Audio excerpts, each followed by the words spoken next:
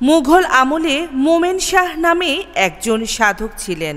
তার নামে মধ্যযুগে অঞ্চলটির নাম হয় মোমেন শাহী।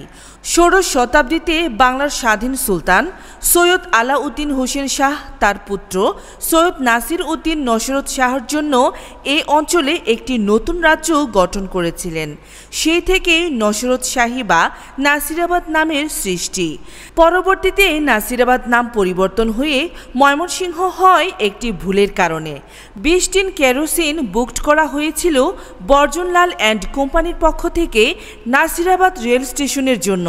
এই মাল ভুলক্রমে চলে যায় ভারতের রাজপুতনার নাসিরাবাদ রেল স্টেশনে। এ নিয়ে অনেক দুর্ভোগ পোহাতে হয়।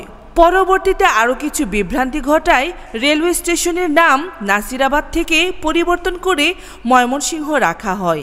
ধারণা করা হয় সেই থেকে নাসিরাবাদের পরিবর্তে ময়মনসিংহ নাম ব্যবহৃত হয়ে আসছে।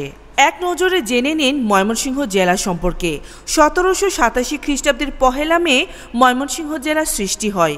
1969 খ্রিস্টাব্দে ময়মনসিংহ জেলা থেকে টাঙ্গাইল মহকুমাকে এবং 1978 খ্রিস্টাব্দে জামালপুর মহকুমাকে পৃথক করে জেলায় উন্নীত করা হয়।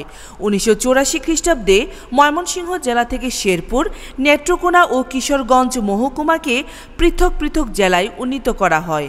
এই জেলার আয়তন 4363.48 বর্গ কিলোমিটার।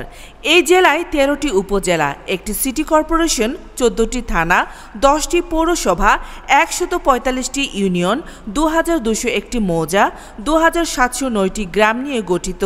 ময়মনসিংহ জেলার 13টি উপজেলাগুলো হল ময়মনসিংহ সদর, মুক্তাগাছা, ঈশ্বরগঞ্জ, গফরগাঁও, গৌরীপুর, ত্রিশাল, ধুবাউড়া, নান্দাইল, ফুলবাড়িয়া, ভালুকা, হালুয়াঘাট, ফুলপুর ও তারাকান্দা।